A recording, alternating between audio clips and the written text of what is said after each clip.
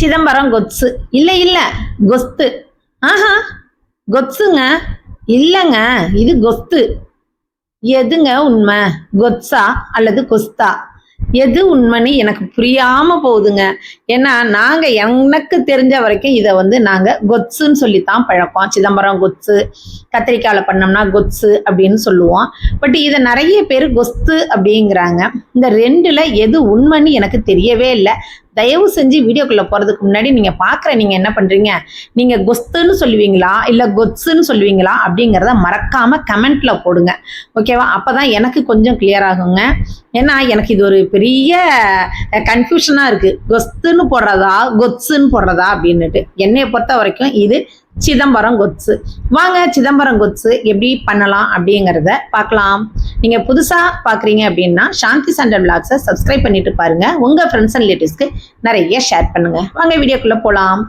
இந்த கொத்சு பண்றதுக்கு 4 பிஞ்சு கத்திரிக்காவா நான் எடுத்திருக்கேன். பாருங்க, நல்ல பிஞ்சா இருக்கு. எங்க ஊர்ல கிடைக்கக்கூடிய படுகை கத்திரிக்காய், எங்க ஊரு மன்னார்குடி ஸ்பெஷல் கத்திரிக்காய். இப்ப இந்த கத்திரிக்காவை சின்ன சின்ன பீசஸா கட் பண்ணி தண்ணியில நம்ம போட்டுடலாம். இந்த கொத்சு வைக்கிறதுக்கு புளி ஒரு கொட்டை சேர்த்தா போதுங்க. அதாவது ஒரு கொட்டை புளி சேரணும் அப்படிம்பாங்கல்ல, சும்மா ரொம்ப கம்மியா. அதனால நிறைய போட வேண்டாம். ஒரு சின்ன நெல்லிக்காய் சைஸ் அளவுக்கு, அரை நெல்லிக்காய் அப்படின்னு சொல்லுவோம் இல்லையா, அந்த அளவுக்கு புளியை ஊற வச்சிடலாம். இப்ப இந்த கொத்சு செய்யறதுக்கு ஒரு ஸ்பெஷலான பொடி ஒன்று ரெடி பண்ண போறோம்ப்பா. 6 காஞ்ச மிளகா, பட்டை மிளகா, 3 ஸ்பூன் மல்லி எடுத்திருக்கேன், 2 ஸ்பூன் கடலைப்பருப்பு. இதாங்க இது அளவு. 6 காஞ்ச மிளகாய் எடுத்திருக்கேன். காரத்துக்கு தகுந்த மாதிரி நீங்க எடுத்துக்கோங்க. இதுல நம்ம பொடி பண்ணிட்டு மிச்சம் இருந்துச்சுன்னா நம்ம ஸ்டோர் பண்ணி வச்சுக்கலாம். இப்ப பாருங்க, நம்ம கத்திரிக்காய் அரிஞ்சு வச்சுட்டோம். வெங்காயம், சின்ன வெங்காயம் தாங்க கண்டிப்பா இதுக்கு யூஸ் பண்ணணும். இந்த சின்ன வெங்காயமும் இந்த கத்திரிக்காயில தான் இதோட டேஸ்ட் இருக்குது. அதோட இன்னும் கூட நான் சொல்றேன் பாருங்க, இந்த டேஸ்ட் இந்த கொத்சுல, அதாவது சிதம்பரத்துல இது பிரசாதமா கொடுக்கக்கூடியதுங்க. இதுல என்னென்ன டேஸ்ட் அதிகமா கொடுக்கக்கூடியதுங்கிறதையும் நான் வீடியோலயே சொல்லிட்டு இருக்கேன் பாருங்க. ஒரு 20 சின்ன வெங்காயம் உரிச்சு வச்சிருக்கேன், 2 பச்சை மிளகா, ஒரு கொத்து கருவேப்பிலை, தாளிக்கிறதுக்கு கடுகு சீரகம் வச்சிருக்கேன், பெருங்காயம், பொடி பண்றதுக்கு ஜாமான் எடுத்து உங்கள்கிட்ட காமிச்சேன் இல்லையா, அது வச்சிருக்கேன், ஒரு கொட்டை புளி ஊற வச்சிருக்கேன். அவ்வளவுதான்ப்பா. இப்ப மண் சட்டி ஸ்டவ் ஆன் பண்ணியாச்சு. மண் சட்டி வச்சுக்கிறேன். இதுல 1 ஸ்பூன் அளவுக்கு ஆயில் சேர்த்துக்கலாம்.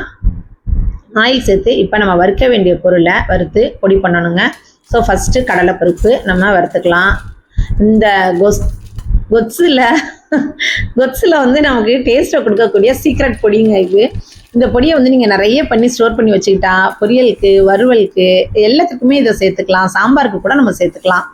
கடலைப்பருப்பு, மல்லி, அதோட காஞ்ச மிளகா 3யுமே சேர்த்து கடலைப்பருப்பு நல்லா செவந்து வர்ற அளவுக்கு வறுக்கணுங்க. நல்ல பதமான கலர்ல நீங்க வறுக்கணும், அதுதான் மெயின். கடலைப்பருப்பை செவக்காம எடுத்துட்டீங்க அப்படின்னா பச்சை வடை வரும். அதனால நல்லா செவந்து வர்ற அளவுக்கு பொறுமையா கைவிடாம கலரி வறுத்து எடுக்கணும்ப்பா.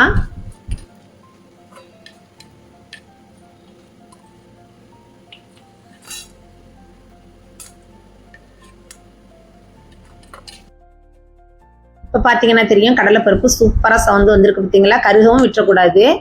அது மாதிரி வறுபடாமலும் இருக்கக்கூடாது. அந்த அளவுக்கு நல்லா அழகாக சவந்து வந்த பிறகு இதை தனியாக ஒரு பாத்திரத்துக்கு மாற்றி ஆற வச்சிடலாம். இதை ஆறின பிறகு நம்ம பவுடர் பண்ணணுங்க.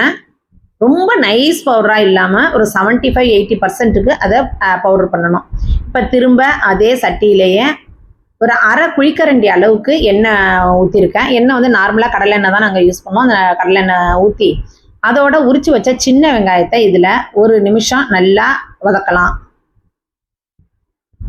நல்லா வதங்கட்டும்.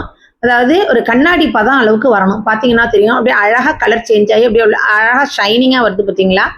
இந்த பதம் இருக்கணுங்க. இந்த டைம்ல தான் நம்ம கத்திரிக்காய் அரிஞ்சு வச்சிருக்கோம் இல்லையா, அந்த கத்திரிக்காவை இதோட சேர்க்கணும். குட்டி குட்டியாக தான் நான் கத்திரிக்காய் அரிஞ்சு வச்சிருக்கேன். ஏன்னா நல்லா சீக்கிரத்திலேயே வதங்கும் அப்படிங்கிறதுக்காக குட்டி குட்டியாக கட் பண்ணி வச்சிருக்கேன். இப்போ அதையும் சேர்த்து வதக்கலாம். வெங்காயமும் கத்திரிக்காயும் நல்லா அந்த ஸ்கின்னெல்லாம் எடுத்துட்டு வர்ற அளவுக்கு வெங்காயத்தோட தோல் பிரிஞ்சு வரணும். அந்த மாதிரி நம்ம வதக்கணும்ப்பா.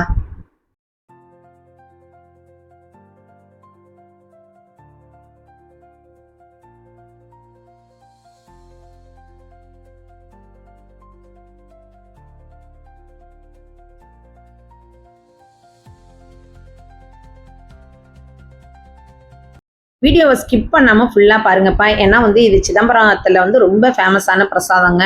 ஸோ அதனால தான் ஸ்டெப் பை ஸ்டெப்பாக நிறைய விஷயங்கள் நான் சொல்லியிருக்கேன். இப்போ இது வந்து நம்ம பவுடர் பண்ணிட்டு வந்துட்டோம். பவுடர் வந்து நான் முன்னாடியே சொன்னது மாதிரி 75-80%க்கு பவுடர் பண்ணணும். ரொம்ப மைய பொடியாக அரைச்சிடக்கூடாது. கொஞ்சம் வந்து அதில் ஒரு கொரகொரப்பு தன்மை இருக்கணும். இது மாதிரி பவுடர் பண்ணி இதை எடுத்து தனியாக வச்சுக்கலாம்.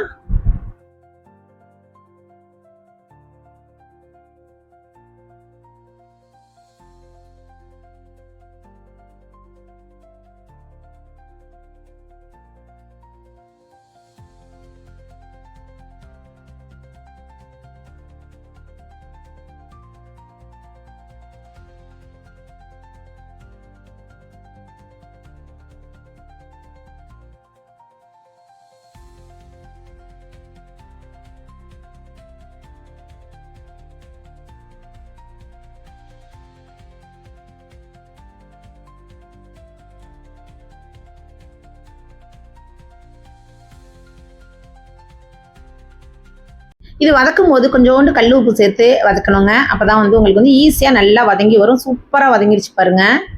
நல்லா பக்காவாக வதங்கிடுச்சு. இப்போ இதை வந்து தனியாக ஒரு பிளேட்டுக்கு மாற்றி ஆற வச்சிடலாம்.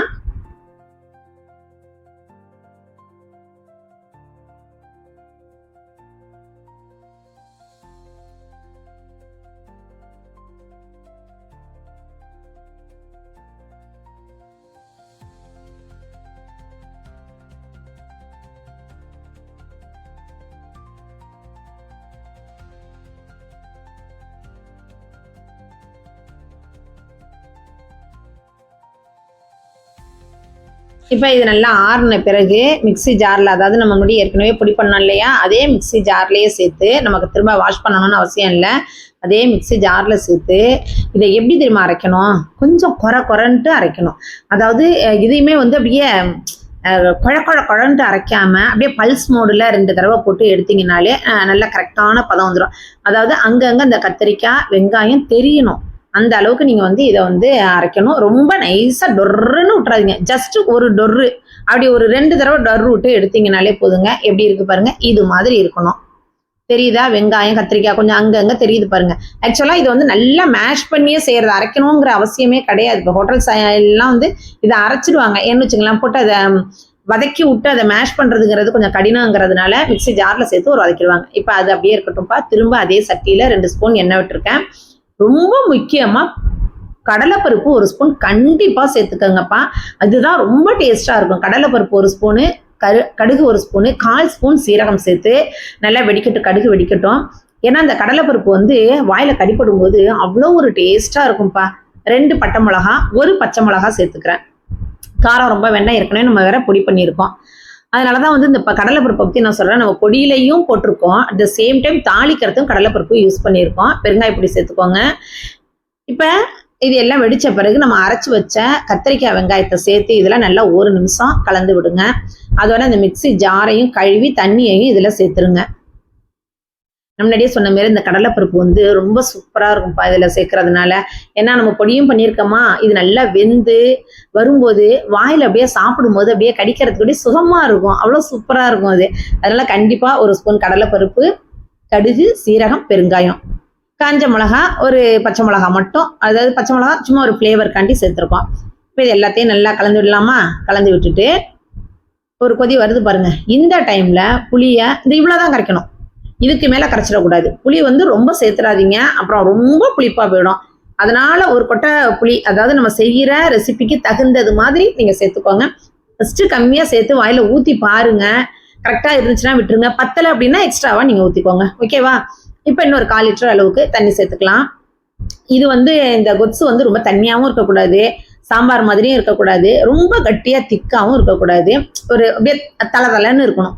இப்போ இன்னும் கொஞ்சம் நம்ம கல் உப்பு சேர்த்துக்கிறோம். கல் உப்பு சேர்த்து மூடி போட்டுடலாம். நல்லா கொதிக்குது. இப்போ திரும்ப எல்லாத்தையும் நல்லா கலந்து விடலாம். நல்லா ஒன்று சேர்ந்து வரணும்.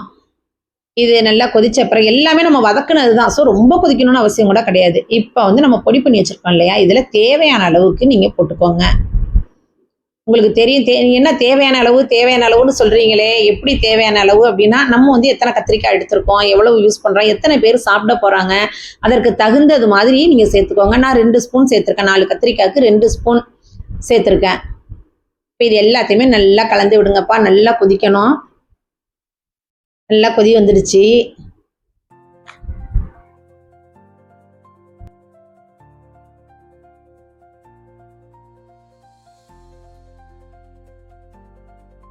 இப்போ பார்த்தீங்கன்னா ரொம்ப முக்கியமான ஒரு பொருளுங்க, சின்ன துண்டு வெல்லங்க. அவ்வளோ சூப்பராக இருக்குங்க. இதில் உள்ள அந்த புளிப்பு, காரம், அதோட சேர்ந்து இந்த இனிப்பு, இது எல்லாம் சேர்ந்து நம்ம சாப்பிடும்போது அட்டகாசமாக இருக்கும். வெண்பொங்கலுக்கு செம்ம காம்பினேஷனுங்க இது. அதோட இட்லி, தோசை எல்லாத்துக்குமே வச்சுக்கலாம். சாதத்தில் போட்டு கூட சாப்பிடலாம். ஏன்னா நம்ம புளி ஊற்றிருக்கோம் இல்லையா, சாதத்தில் கூட போட்டு சாப்பிடலாம். இப்போ வந்து கருவேப்பிலையும் கொத்தமல்லி ரொம்ப கம்மியாக சேர்த்துக்கோங்க. கொத்தமல்லி நிறைய போட்டிங்க அப்படின்னா சுத்தமாக அந்த இதே உங்களுக்கு வேற மாதிரி போயிடும். உங்களுக்கு அது அந்த ஃப்ளேவரே வேற மாதிரி போயிடும். ஸோ கொத்தமல்லி போடணும்னு அவசியமே கிடையாது. போட்டால் ரொம்ப கம்மியாக போட்டுக்கோங்க. நான் கொத்தமல்லி போடவே இல்லைங்க. இதில் கருவேப்பிலை மட்டும்தான் நான் போட்டிருக்கேன்.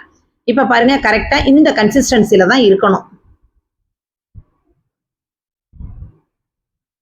எல்லாத்துலேயுமே கொத்தமல்லி அப்படிங்கிறது போடக்கூடாதுங்க. எதில் நம்ம போடணுமோ அதில் தான் கொத்தமல்லிங்கிறது சேர்க்கணும். ஏன்னா அது வந்து ஃபுல்லாக வேறு ஃப்ளேவருக்கு கொண்டு போயிடுது அப்படியே கொத்தமல்லி. ஸோ இதுக்கு வந்து நீங்கள் கொத்தமல்லி போடணும்னு அவசியம் கிடையாது. உங்களுக்கு இஷ்டப்பட்டு நான் போடுறேன் அப்படின்னா தாராளமாக போட்டுக்கோங்க. இப்போ இதை சர்வ் பண்ண வேண்டியது தான்ப்பா. அவ்வளோதான்ப்பா. ஸ்டவ் ஆஃப் பண்ணியாச்சு. நல்லா அழகாக ஷைனிங்காக சூப்பராக இருக்குது பாருங்க. இந்த சிதம்பரம் கொத்ஸு செம்ம டக்கராக இருக்குது. அவ்வளோ சூப்பராக இருந்துச்சுங்க சாப்பிட்றதுக்கு. நான் வந்து அழகாக மெதுன்னு தோசை ஊற்றி அதுக்கு தான் வச்சு சாப்பிட்டோம். வேற லெவலாக இருந்துச்சு. கண்டிப்பாக இந்த ரெசிபியை நீங்கள் ட்ரை பண்ணுங்கள். வெண்பொங்கலுக்கு, இட்லி, தோசை, சாதம், சப்பாத்தி, பூரி எல்லாத்துக்குமே வச்சு நீங்கள் சாப்பிட்லாம். செம்ம காம்பினேஷனுங்க. இந்த சிதம்பரம் கொத்ஸை பற்றி நீங்கள் என்ன நினைக்கிறீங்க அப்படிங்கிறத எனக்கு கமெண்ட் பண்ணுங்கள். நான் முன்னாடியே கேட்டது மாதிரி இது கொத்ஸா அல்லது கொஸ்தா அப்படிங்கிறத சொல்லிடுங்க. இந்த பொடியை நம்ம ஸ்டோர் பண்ணி வச்சு தேவையானப்ப நம்ம யூஸ் பண்ணிக்கலாம். இதே மாதிரி இன்ட்ரெஸ்டிங்கான இன்னொரு வீடியோவில் உங்களை நான் மீட் பண்ணுறேன். பாய்.